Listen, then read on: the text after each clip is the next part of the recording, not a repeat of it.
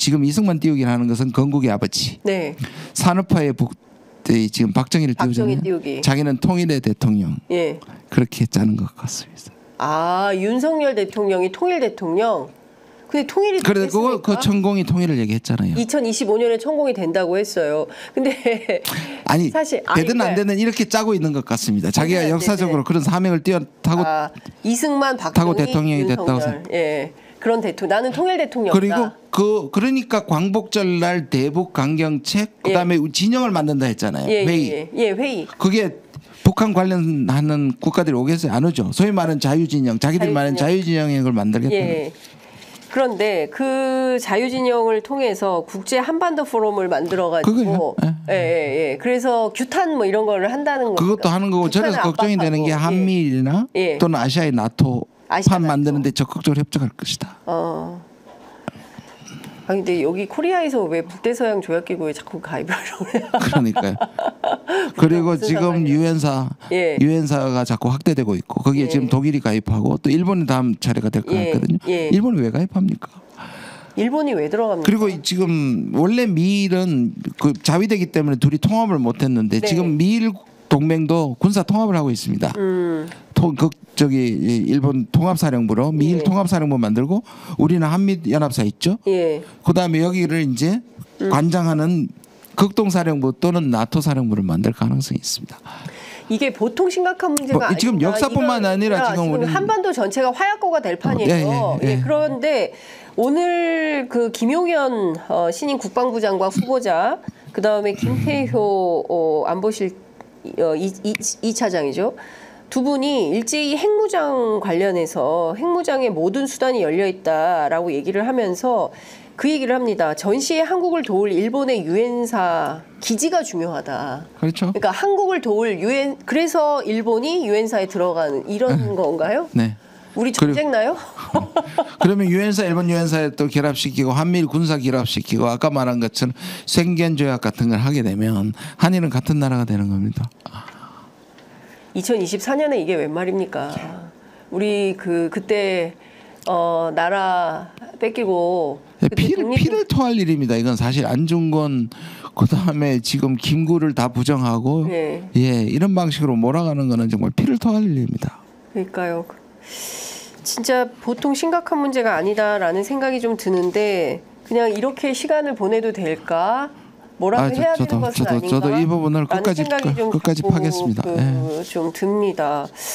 뭐 이제 더위가 조금씩 가셔지고 있기 때문에 그래도 국민들께서 조금 더 깊이 생각을 좀 해볼 대목이긴 한데 혹시 국민들께 시민들께 좀 당부 말씀 좀 주실 내용이 있으실까요? 사도강산도 다녀오신 정부가 저는 중국하고 일본하고 한국이 보통 한중일의 아시아의 뭐 발전도 비슷하고 뭐 역사 배경 이런 것들을 갖고 있는데 지금의 정치 체제를 보면 저는 우리의 민주주의가 가장 역동적이라고 생각합니다. 일본은 자민당 민주주의의 절차와 이런 거 가지면 실제 모습은 사실상 민주화의 정도가 저는 좀 하자가 많다고 보고 중국도 마찬가지고 그렇게 보면 그 이유는 국민들의 역동성이 있거든요.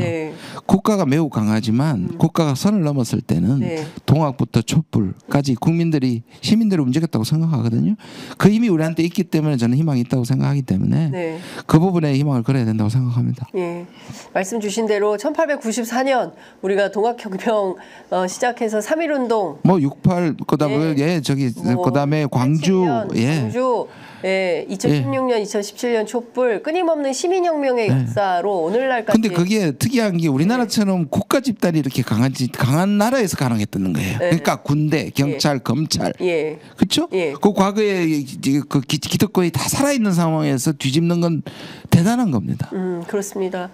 그런데 그러니까 얼마나 많은 분들이 죽임당하고 고통당하고. 그래서 죄송하기도 하지만 그래도 희망은 국민한테 있다. 그러면 우리 제2의 독립운동 해야 되는 거예요? 저는 지금 그렇게 갈 때라고 생각합니다.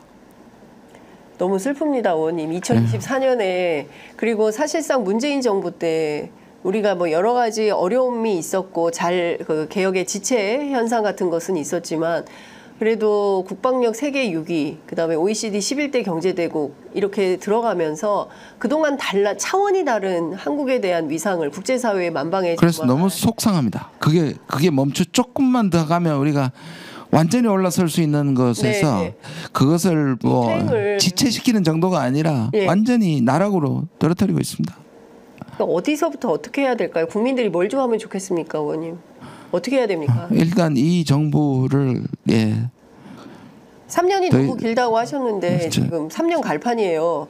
안 됩니다. 안 됩니다. 예? 안 됩니다. 뭐 단 하루도 임기 단축은 없다라는 주장을 하고 있고 안 됩니다. 협상도 협치도 없다. 그거는 그들 생각이고요. 예. 그래서 국민들과 예. 저 국민들의 대표로 뽑힌 저희들이 예. 합심해서 이거를 불가능하게 만들어야 됩니다. 역사 전쟁도 이겨야 하고 예. 독립운동도 해야 하고 예. 한미일 동맹으로 가는 것도 막아야 합니다. 예. 군대를 시스템을 군 체제를 하나로 통합한다는 거는 그거는 우리 국민들이 동의해 줄 수가 없는 일인데 이거 국회에서 무슨 기준 계속 문제제기를 하는데 네. 이들이 이제 꼼수를 쓰는 거죠. 이건 한미일 똑같습니다. 어느 쪽도 지금 의회 얘기는 하지도 않고. 미국도 그렇고 일본도 그렇다는 근데 거잖아요. 거기에 약점이 있습니다. 뭐냐하면 예. 그렇기 때문에 역진이 가능한 겁니다. 그렇기 때문에 정권 교체되면 역진이 가능한 다 겁니다. 파토야. 그거 없었던 일로 할 수 있다. 이런 말씀 주신 걸로 이해하겠습니다.